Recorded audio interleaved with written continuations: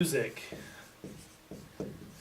Music for the Greeks represents something a little bit different than it does for us. Music, we think of singing, right? That's what you play on your iPod. For the Greeks, it meant much more than that. In fact, the word comes from muse. And the muse were the Greek gods that inspired things. They inspired art. So music for them encompassed all the performing arts. So if you were talking about music, you were talking about drama, theater, dance, and the spoken word and the sung word. All those things were incorporated into music.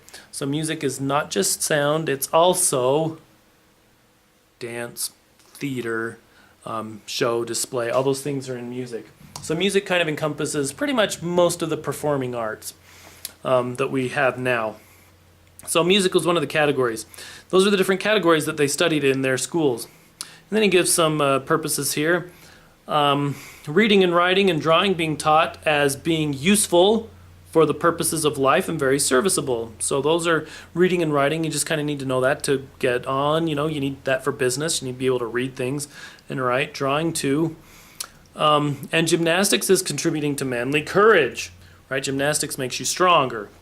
But as to music, here one might raise a question. So he's going to say, why did they put music? Why is music one of the categories?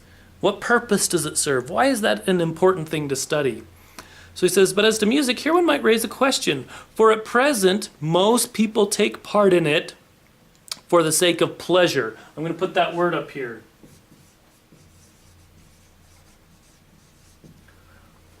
Pleasure. Pleasure is just, I like it. It's fun. He says that's why most people do music, just because it's fun. I like it. But those who originally included it in education did so because, as has often been said, nature itself seeks to be able not only to engage rightly in business. Oh, I've got to make a big thing here.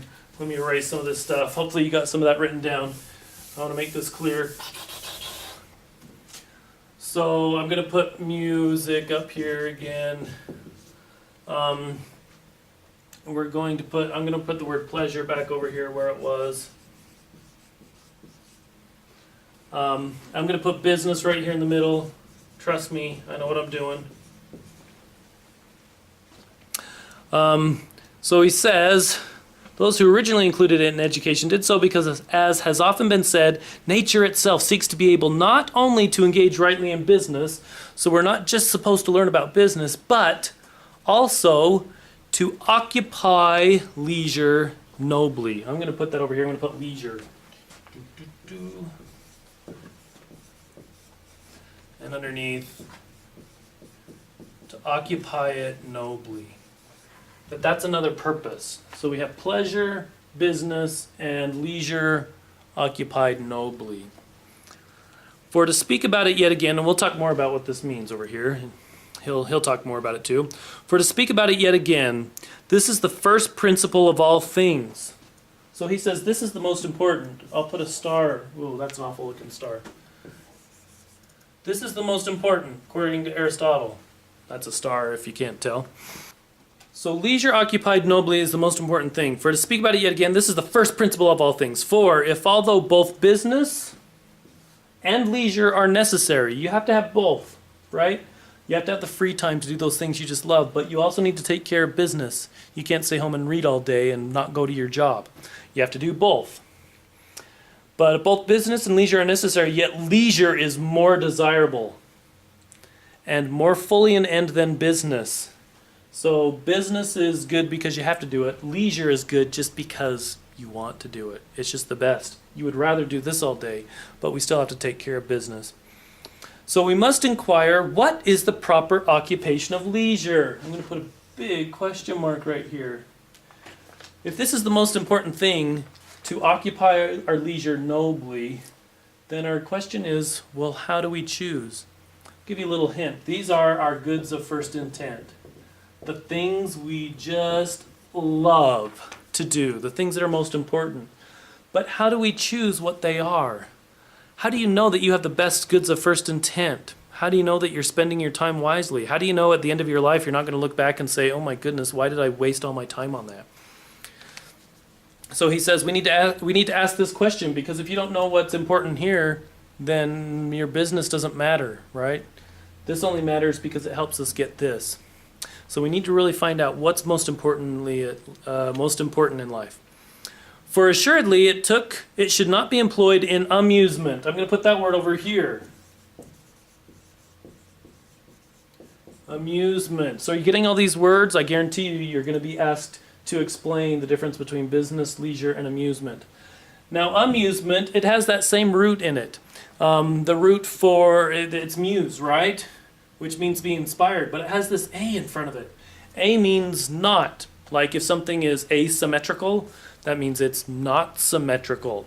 So it has this A. So this is times when we're not inspired.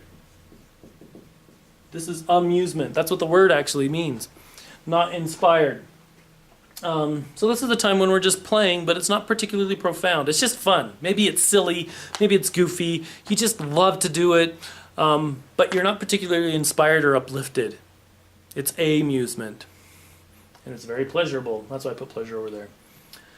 So, but he says that leisure time should not be amusement. Those are two different things. For assuredly it should not be employed in amusement, since it would follow that amusement is our end in life. Is not being inspired the thing is that our real goal? No, he says that's not our real goal. So let's make sure that we don't fill our leisure time with amusement. But if this is possible, and amusement should rather be employed in our times, but this is impossible, sorry.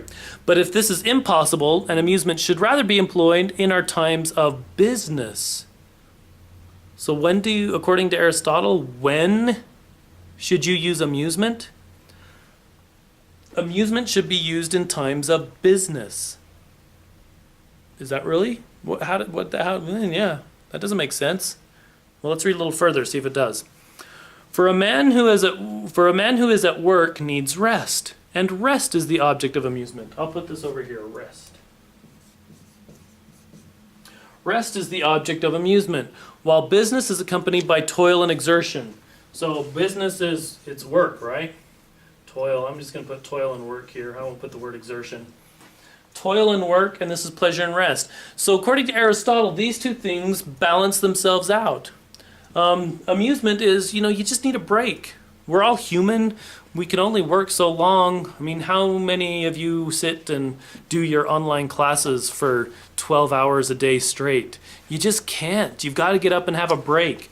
You've got to go do something fun, something silly, just to give yourself a break from the hard work. So that's what Aristotle's talking about.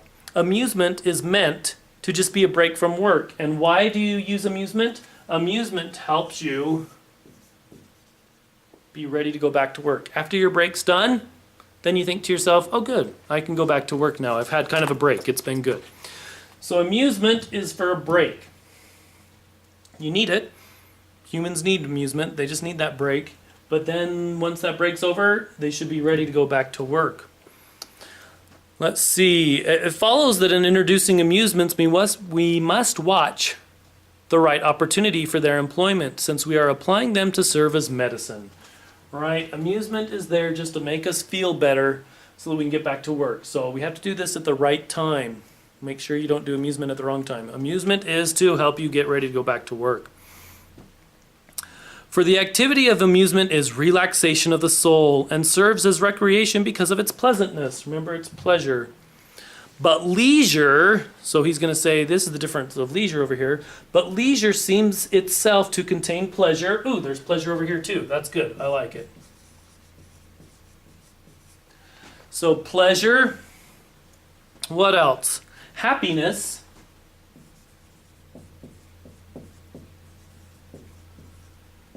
And felicity of life. So leisure has those three things in it. What does amusement have? Just pleasure and rest. What does leisure have in it? Pleasure, happiness, and felicity. All three. So there are some similarities. They both have pleasure in it. Leisure has pleasure and amusement has pleasure, but leisure has some of these other things too. Let's see, but leisure seems itself to contain pleasure and happiness and felicity of life. I would make sure that you have some of these diagrams up on the board. They'll help you for the quiz. Let's see, and this is not possessed by the busy, but by the leisured. So if you're going to have happiness and felicity and pleasure, you can't be working in your business all day long. Business doesn't do it. If you're only worried about your work, your job, it doesn't get you to this area over here. For the busy man busies himself for the sake of some end as not being in his possession. So you work to get something you don't have yet. But happiness is an end achieved. So if you're over here, you're happy, you've already gotten it. Which all men think is accompanied by pleasure and not by pain. So when you're over here, you're not working towards something anymore. You're actually there. This is where you should be. To where you have pleasure, happiness, and felicity. But all men do not go to define pleasure in the same way, but according to their own various natures and their own characters. So here we go. It's this question of, well, what do we choose to give us pleasure, happiness, and felicity? And he says, well, everybody has their own opinion. For some people, this would make them happy, but for other people, this other thing would make them happy. So how do you choose? What's the best thing for you to bring you the most happiness, the most pleasure, happiness, and felicity of life? How do you choose? Because everybody has their different opinions on what makes them happy. Are there some things that make you more happy than others? Let's see, everybody chooses according to their various natures and to their own characters. And here's how he says is the best way to choose. The pleasure with which the best man thinks that happiness is conjoined is the best pleasure and the one arising from the noblest sources. Let's talk about this word noble. Noble has to do with high class. It's usually used with royalty, right? Somebody who is noble is somebody who's the upper class regal. So this is noble as opposed to, what was our other word? Vulgar, for the low class of people. This is high class stuff. Pleasure and happiness, he says, the best man, the most noble man, would be able to choose the best things with which to occupy their leisure that would bring them the most happiness. Now, let me take this a step further. If the best man would be able to choose the best things, then a perfect man would be able to choose a perfect thing. So if there was a perfect man who lived, he could probably give you the example of the best things that you could fill your life with to bring you the most pleasure, happiness, and felicity of life. So he says you should look to great examples of great people. Great people will be able to help you choose great things. The best people will be able to help you choose best things. And a perfect person would be able to help you pick a perfect thing. So that, according to Aristotle, that would be how you would choose. So that it is clear that some subjects must be learnt or acquired merely with a view to pleasure in their pursuit. Remember, we're talking about education. And that these studies and these branches of learning are ends in of themselves. So he says there are things in education that just teach you about leisure. Now think about that. Is this taught in your school? In the things that you do? Most schools teach you about business, how to get a job, how to do the things to be able to take care of yourself so you can earn money and get a nice house and those things. But does your school really teach you maybe some of the best things that will make you happy? In your classes, do you talk about that? Where do you talk about these things? Maybe at home? Maybe in church? Maybe with your friends? Maybe in other classes you take? You talk about things that will be able to bring you the most happiness. But he says that we should, part of our education should be just learning those things that really are going to make us happy. That should be part of education, according to Aristotle. Let's see. We should learn some of these things. Some of these branches of learning are ends of themselves, while the forms of learning related to the business, so that's over here, are studied as necessary and a means to other things. So you do have to get a job. You do have to learn some skills. You do have to have something concrete. You do have to learn this, but you should also be learning this at the same time. Both things. You can't do one without the other. You need to do both. Learn the business and learn the great things to occupy your leisure with. Hence, our predecessors included music in education not as a necessity, for there's nothing necessary about it, nor as useful in the way which reading and writing are useful for business and for household management and for acquiring learning and for many pursuits of civil life, while drawing is also seems to be useful in making better judges of works of art, of artists, nor yet again as we pursue gymnastics for the sake of health and strength, for we do not see either of these things produced as a result of music. So he's saying music doesn't really gain us anything. It's not... beneficial. It doesn't help our businesses work. It doesn't do any of those things. What's the only thing it is good for? It remains therefore that is useful as a pastime of leisure. So he says that they actually had people study music because it would help them learn some of the best things to occupy their leisure with. Like a music appreciation class, arts appreciation, drama, theater, literature, all those kind of humanities things. You study those not because it's great for business, but because it's great to teach you really how to fulfill, have a fulfilling part of your life, to be able to have a rich appreciation for things that are beautiful and profound. That's why you study it. It remains therefore that it is useful as a pastime and leisure, which is evidently the purpose for which the people actually introduce it. For they rank it as a form of pastime that they think proper for free men. So this is a good thing to do, to study these arts. So schools should teach leisure. I want you to look at this a bit. Again, 3 categories. Amusement over here just helps us do the silly fun things in life so that we can do our business. Business is all of our goods of second intent. These aren't good just by themselves, but they're good because they help you get here. Like my diagrams, hopefully you can read those well enough on there. Business helps us get to those true times of leisure when we can do beautiful things in life. And so they each have a service, and none of them can exist by themselves, but we do have to remember amusement is to get us ready to work harder, and working is able to afford us leisure time. We have to take care of all 3.